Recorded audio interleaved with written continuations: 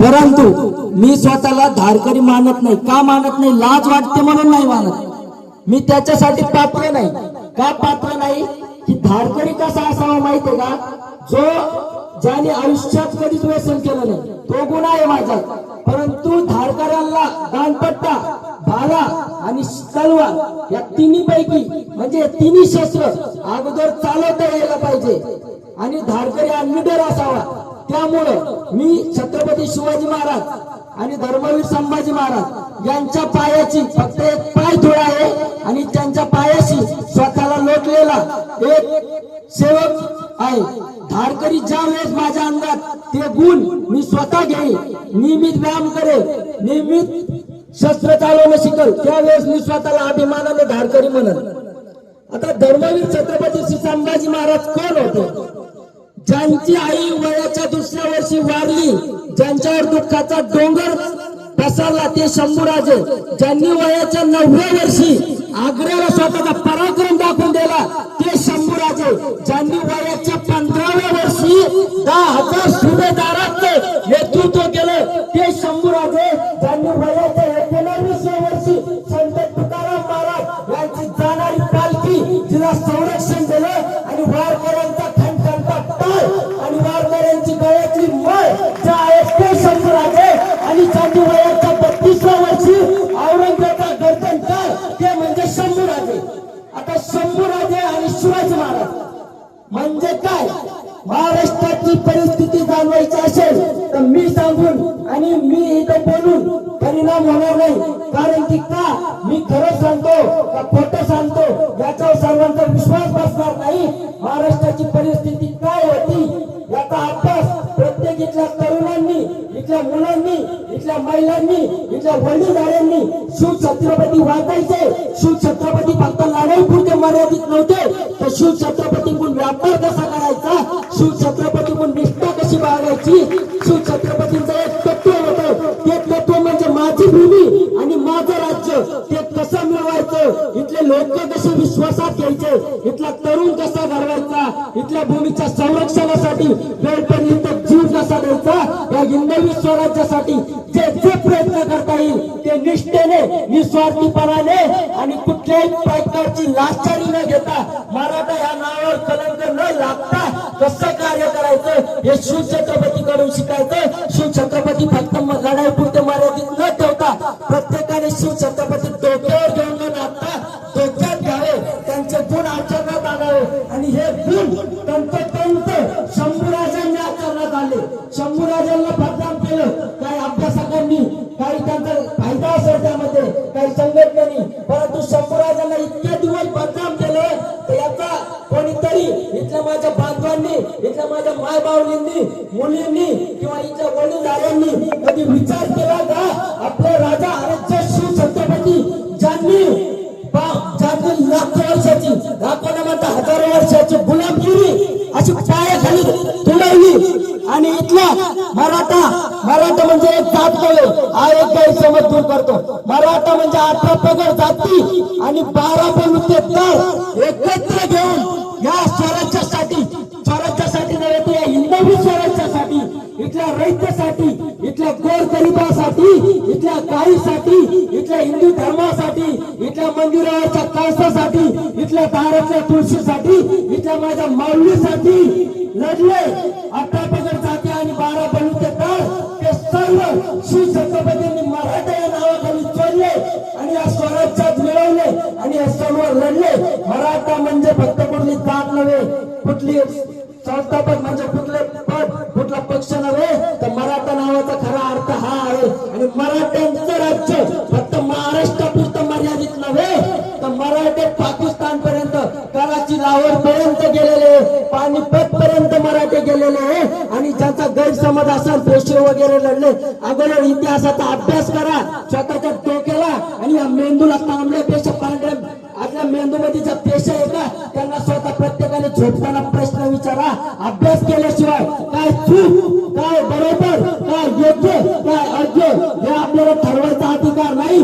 जोपर्यंत शिवचरित्र फक्त एक वाचून कळत नाही, त्याच्यासाठी प्रत्येक शिवचरित्राचा अभ्यास करावा लागतो आणि ओळखावा लागतो हे योग्य का ते योग्य, आणि जे योग्य हे अचानक करावं लागतं आणि शिवछत्रपती आणि शंभूराजे जर ज्यांनी ज्यांनी आरोप केले तसे असते तर शंभूराजांचे तप्त सळाने औरंगजेबाने डोळे काढले, डोळे कान कापले, नाक कापलं, जीभ काढली, जीभ डोक्यावरचे केस आहे का केस उपटले.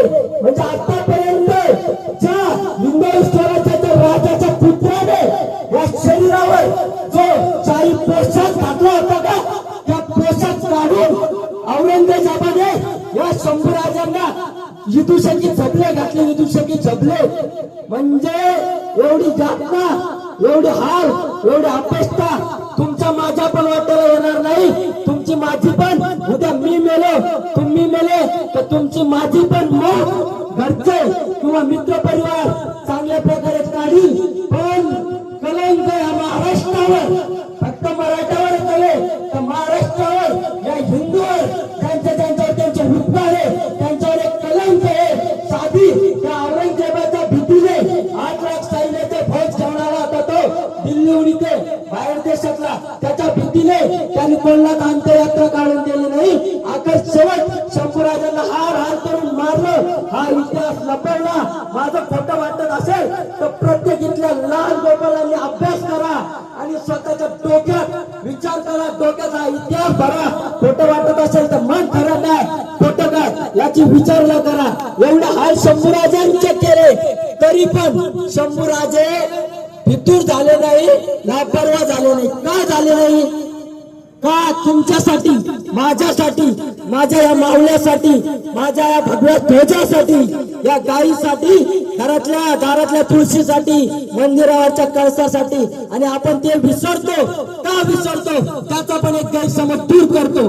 गावामध्ये छोट्या छोट्या गोष्टीमध्ये जो गैरसमज होतो, वाद होतो, राजकारणी असो कोणत्या गोष्टी असो, एकच चुकत नसतं, चुकी दोन्ही बाजूच्या असतात. परंतु या चुका का होतात, कोणाकडून होतात, कशामुळे होतात, मान सन्मानासाठी होतात का? अरे नको मान सन्मान आम्हा जगतात काही, आणि या भारत मातेसाठी जगू हीच आज देतो बाई. आता होतं कशासाठी याचा विचार इथल्या तरुणांनी करायचा. इथले वडीलधारे जे आमचे वडीलधारे त्यांनी करायचा. आणि इथल्या वडीलधाऱ्यांना तरुणांनी आदर द्यायचा. आणि वडीलधाऱ्याकडे जो त्यांच्याकडे अनुभव आहे तो त्यांनी या तरुणाला द्यायचा. आणि या तरुणांनी वडीलधाऱ्यांना ताकद द्यायची. जोपर्यंत प्रत्येक गावामधल्या वडीलधाऱ्याचा अनुभव आणि तरुणाची ताकद एकत्र येणार नाही तोपर्यंत तुम्ही किती वळवा, किती तडफडाट करा, जोपर्यंत सर्वांना एकत्र घेऊन थोडी आपुलकी लहानपणा दाखवून इथला तरुण कार्य करणार नाही आणि स्वतःला मान न लागून देता इथले वयस्कर वडीलधारे पुढे येणार नाही, तरुणांच्या चुका पोटात घालणार नाही, तोपर्यंत कुठल्याच गावाचं कुठलंच कार्य होणार नाही. हा माझ्या गावातला अनुभव आहे आणि हा माझा अनुभव आहे. त्यामुळे सांगतोय आता धर्मवीर बलिदान मास का पाळायचा? फाल्गुन शुद्ध प्रतिपदे ते फाल्गुन अमावस्या हा 1 महिना. म्हणजे शंभूराजांना 40 दिवस हार करून मारलं होतं. तरी औरंगजेब काय म्हटला होता, माझे कोण कोण सरदार तुला फितूर आहे. आणि स्वराज्याचे दस्तऐवज, खजिना, चाव्या, म्हणजे जे जिथं आहे ते कुठं कुठं आहे मला तेवढं सांग. पण शंभूराजे झुकले असते, नमले असते तर सर्वांना माहिती आपलं काय झालं असतं. त्यामुळे विचार प्रत्येकाने आपापला करायचा. माझ्या बोलण्यावर शब्दावर जे योग्य वाटलं ते घ्यायचं, पण अभ्यास करायचा, तव खरं मारायचं. ते झुकले नाही तुमच्या माझ्यासाठी, मग त्यांचं ऋण उपकार आपल्यावर लागतंय.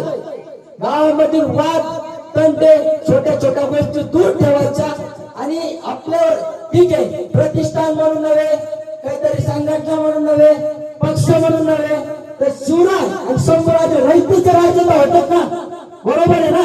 मग ती रयत म्हणजे कोण? तुम्ही आणि मी. मग ठीक आहे बाकीच्या गोष्टी सोडा बाजूला. रयत म्हणून तरी या, रयत म्हणून तरी उपकार तर फेडू शकत नाही आपण, कारण की आपण त्यांच्या पायाची धूळ पण म्हणलं, तिचा एक कण पण म्हणलं तरी पण आपली लायकी किंवा आपली दर्जा तेवढाच आहे. त्यांच्या बरोबरी कोणीच करू शकत नाही.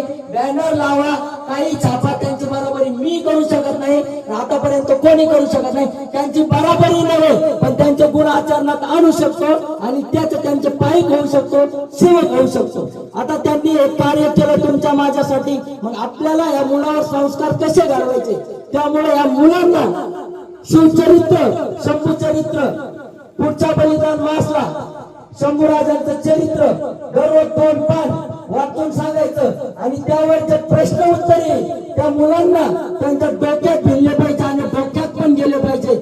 शंभूराजे कोण होते, जन्म कधी झाला, मृत्यू कधी झाला, कसा झाला, का झाला, फितूर कोण झाले, कशामुळे झाले, वतनदायी म्हणजे मराठ्याला एक गद्दारीचा श्राप म्हणजे श्राप आहे गद्दारीचा अगोदरपासूनच.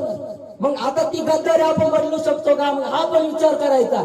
इतिहासापासून काय शिकायचं, इतिहासात जे झालं त्याचा डबल पुनरावृत्ती न होऊन देणे, इतिहासाकडून हे शिकायचं. मग आता हे कसं घ्यायचं, कसं कोणी कसा एकत्र यायचं, ज्याचा त्याचा विचार करायचा. कधी लहानपणा घ्यायची गरज पडली तर तो घ्यायचा. आता शंभूराजांचं बलिदान मास फाल्गुन शुद्ध प्रतिपदा ते फाल्गुन अमावस्या हा 1 महिना पाळतो. पण का पाळतो, ही कुठली श्रद्धा नव्हे किंवा अंधश्रद्धा पण नव्हे. काही मुलं आणि आपले जे तरुण पोरं सक्षम आहे का, धाडसी, शौर्यवान, धैर्यवान, पराक्रमी पोरं म्हणजे जे लहानपणीपासून ज्या ओव्यामधून ज्ञानोबा, तुकोबा, संत एकनाथ, नामदेव सर्व संत ज्यांच्या ओव्यामधून ज्या मुलांच्या डोक्यात प्रकाश, उजेड आणि पराक्रम यायचा का, या मोबाईलनी तो पराक्रम दूर ठेवला. आता तो पराक्रम प्रत्येक माई बापांनी विचार करायचा. ज्ञानेश्वर महाराज सांगायचे, एकनाथ सांगायचे, संस्कृती सांगायची का मोबाईल मधले 10 मिनिटं ती रील दाखायची. आज काय होईल, आज तुम्ही जसे करता तसे फळ त्या मुलावर येणार. आता त्याच्यात त्यांची काही चुकी नाही. मुलं आता मोबाईल हातातून घेतात, राग येईल, तात्पुरते 2 फटके द्या. परंतु जर तुमचे मुलं याच्या मागे काही स्वार्थ नव्हे ना, तर किंवा स्वतःच्या स्वार्थासाठी हा मोबाईल दूर करा, अभ्यास करा. मुलांना अभ्यासाकडे इतिहासात प्रश्न पहिले पाहिजे तसं प्रश्नांनी डोक्यात दररोज तोडलं पाहिजे आणि त्या पोरांनी प्रत्येक येणारी पिढी कशी राहील, बरोबर आहे ना. त्याच्यामुळे आपली संस्कृती, रूढी, परंपरा, चालीरीती सर्वप्रथम वडीलधाऱ्यांनी, इथल्या तरुणांनी आणि आई वडिलांनी मुलावर बिंबवायच्या. आता या का बिंबवायच्या, याच्यामध्ये आपला काही फायदा नव्हे ना, तर सोपी भाषा सांगतो. मुलावर योग्य संस्कार घडले. प्रत्येक आई वडिलांना वाटतं मी पण एका शेतकऱ्याचा मुलगा आहे, इथली माझी माय बावली, इथले कष्टकरी आपल्या मुलासाठी, त्यांच्या भविष्यासाठी काचेला भेगा पाडतात आणि शेतात राबराबुनात राबतात.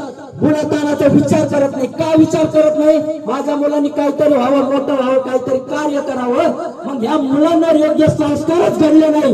चूक काय, बरोबर काय, वडीलधाऱ्याचा मान कसा ठेवायचा, कसं बोलायचं, जर हे यांनाच कळलं नाही तर उद्या चालून म्हातारपणी हे मुलं तुम्हाला सांभाळणार नाही. कुठेतरी वृद्धाश्रमात घालते, नाही तर कुठेतरी बाहेर तांगड्याने लाथा मारून काढून देतात. किंवा या स्वार्थासाठी तरी स्वतःच्या मुलावर संस्कार घडवा. आणि गावातील बलिदान मास सर्व आपापल्या पद्धतीने एक एक गोष्ट सोडतात. ती गोष्ट याच्यासाठी आहे की शंभूराजांच्या डोळ्यात सप्त सळया जशा गेले ना, तसा मुलं चालताना रोड डांबरीवर किंवा शेतात कष्ट करताना बिना चपलाचे ज्यावेळेस पायात ते धसकट घुसल ना आणि ज्यावेळेस तो चपटा बसल ना, त्या अगोदर सर्वात अगोदर शंभूराजांची आठवण आली पाहिजे. का माझ्या राजांनी एवढं सहन केलं तर माझी ती पात्रता नव्हे का, मी इतकं सहन करू शकतो.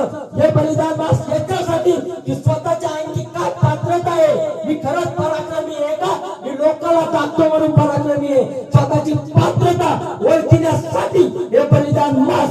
त्यामुळं पुढच्या वर्षी प्रत्येकाने निष्ठेने शंभूराजाला फुल नव्हे तर फुलाची पाकळी या निष्ठेने प्रत्येकाने बलिदान मास पाळा.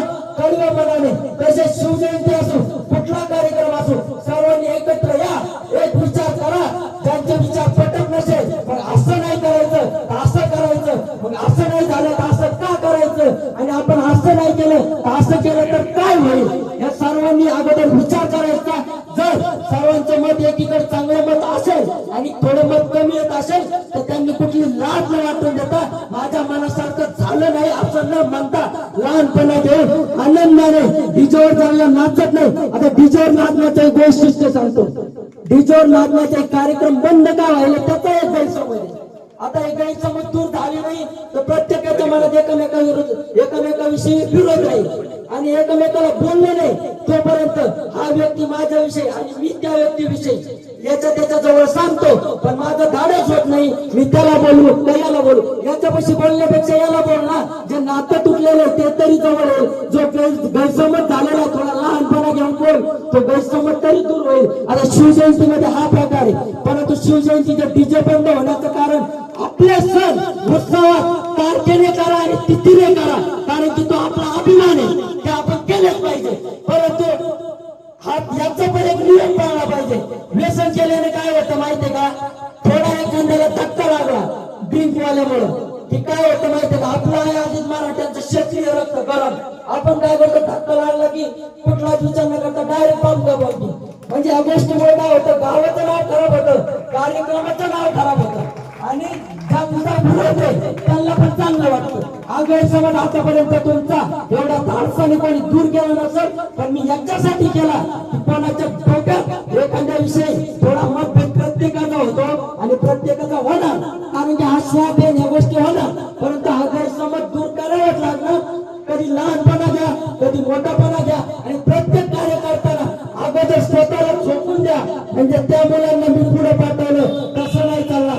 शिव छत्रपती लढायला फक्त मावळ्यांना नाही पाठवलं, आणि ज्या वेळेस आमच्या ठाण्याला भेटायला जायचं होतं ना, त्यावेळेस शिव छत्रपती म्हणले असते एखाद्याला तानाजीराव तुम्ही जा, असे मोठमोठे महात्मा सरकार शिव छत्रपतीकडे होते, पण का गेले नाही, का पाठवलं नाही, याचा विचार पण त्यांनी केला असेल ना.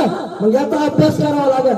शिव छत्रपती अगोदर रणांगणात उतरले, लढाया केल्या, छातीवर वार झेलले, तेव्हा हे निष्ठावंत मावळे विश्वासात घेऊन तयार झाले. म्हणून शिव छत्रपतीकडून काय शिकायचं याचा जोपर्यंत आपण अभ्यास करत नाही तोपर्यंत कळणार नाही. त्यामुळे प्रत्येकाने निष्ठेने एकजुटीने मतभेद वाद सगळ्या गोष्टी दूर ठेवून हिंदू धर्मातील प्रत्येक सण आणि प्रत्येक उत्सव आनंदात साजरे करा. आता उत्सव पण काय असतात ते पण सांगतो. हिंदू धर्मातल्या प्रत्येक उत्सवाला काही ना काही कारण आहे. आता काही म्हणते ते अंधश्रद्धा आहे, ज्यांना समजायची त्यांनी समजा, ज्यांना अभ्यास करा त्यांना माहिती श्रद्धा आहे ना, तर कशामुळे हे सांगतो. इथल्या माझ्या माय मावल्या आणि इथले गावातले वर्षातून फिरायला कुठे जायला स्वतःच्या परिवारासाठी वेळ काढत नाही आणि त्यांच्याकडे नसतो, पण हे सण याच्यासाठी आहे की त्यांनी काम बाजूला ठेवून थोडा वेळ काढून कुठल्या तरी आयुष्यात जीवनाला जे खड्डे पडलेले का दुःखाचे ते खड्डे दूर करण्यासाठी हे हिंदू संस्कृतीचे परंपरेचे रूढी चालीरीतीचे हे सण आहे. ज्यांनी हे सण बदनाम गेले त्याच्यात त्यांचा काहीतरी स्वार्थ असेल, नाही तर काहीतरी बदला असेल, तो ज्याचा त्याचा विषय. त्याच्यामुळं हा भारत अगोदर अहिंसा परम धर्म, म्हणजे कुठल्याही प्राण्याची कुठल्याही पक्षाची हिंसा नाही करायची. पण ज्या वेळेस 3 वेळेस नाही 4 वेळेस नाही, जर एखादा ऐकतच नसेल त्याला 8 वेळेस सांगा, आणि नाही ऐकत तर मग हिंसा पण करायची. जर हे सत्य नसतं तर ज्या श्रीकृष्णांनी भगवद्गीता लिहिली, अर्जुनासोबत न लढता अर्जुनासोबत फक्त रथावर बसले होते, सारथी झाले होते, स्वतः शस्त्र हातात घेतलं नाही. अर्जुनाला फक्त दिशा दाखवत होते. वेळ पडली तर त्या भगवान श्रीकृष्णाने सुदर्शन चक्र पण घेतलं. का घेतलं समजावून खूप वेळेस सांगितलं, पण ऐकलेच नाही. मग हे महाभारताकडून रामायणाकडून आपल्या परंपरेकडून रूढीकडून काय शिकायचं हे प्रत्येकाने लक्षात घ्या आणि कार्य करा. हे कार्य सर्वांसाठी, येणाऱ्या मुलांच्या भविष्यासाठी, आणि मुलावर ज्यावेळेस संस्कार घडतील, अयोग्य सुपरबल पडतील, त्यावेळेस तुमच्या मुलं शाळेत हुशार होतील, अभ्यासात हुशार होतील, वागण्यात हुशार होतील, आणि डोक्यावर नव्हे तर डोक्यात पण घेतील. त्यामुळे गावाचे व्यसनामुळे कार्यक्रम बंद पडले का अगोदर त्यांनी स्वतःच्या मनाला एक लाज वाटू द्या की हे कार्यक्रम आपल्यामुळे बंद पडले, तर आता यापुढे मी एक दिवस आयुष्यभर व्यसन करता. व्यसन अशी गोष्ट आहे की एकदा आतमध्ये घुसली ना ती सोडत नाही. त्या माणसाची चुकी नसती ती, त्या व्यसनाने त्याच्या शरीराला सवय केलेली असती, म्हणजे त्याची चुकी नाही. पण तरी असा कंट्रोल करा स्वतः मध्ये काय धाडस आहे, स्वतःमध्ये काय पात्रता आहे ती ओळखावा. आणि एक दिवस ज्या दिवशी आपले चांगले कार्यक्रम आहे त्या दिवशी स्वतःच्या अंतकरणाला विचारून त्या दिवशी तरी मी तर म्हणतो व्यसन सोडा, पण त्या दिवशी तरी व्यसन करून येऊ नये. म्हणजे कार्यक्रम सुरळीत पार पाडायचा असेल, निष्ठेने असेल आणि एकामेकाविषयीचे गैरसमज याच्या त्याच्याकडे न सांगता एकमेकांना येऊन माफी मागून किंवा एकमेकांना गळ्यात मिळवून एकमेकांना सांगा. त्यामुळे गैरसमज दूर होतील आणि कार्यक्रम व्यवस्थित चांगल्या पद्धतीने पार पडतील. आणि जर घराचा दरवाजा आणि हे मस्त गेला अभ्यासाने तंतोतंत सुधारलेला असेल ना ते माती कोणी भडकीत नाही. आणि जोपर्यंत घराचा दरवाजा मजबूत असेल ना तर बाहेरचं कोणतंच कुत्र आपल्या घरात घुसत नाही. हा विचार प्रत्येकाने केला पाहिजे. शंभूराजांकडून छत्रपतीकडून आपल्या संतांकडून काय शिकायचं, निसर्ग कसा जपायचा, हे ऋतुचक्र कसं जपायचं याचा तंतोतंत प्रत्येक अभ्यास सर्वांनी केला पाहिजे. निसर्ग याच्यासाठी जपायचा. निसर्ग सह्याद्री नसता तर शिवछत्रपतींना एवढं स्वराज्य निर्माण करता आलं नसतं.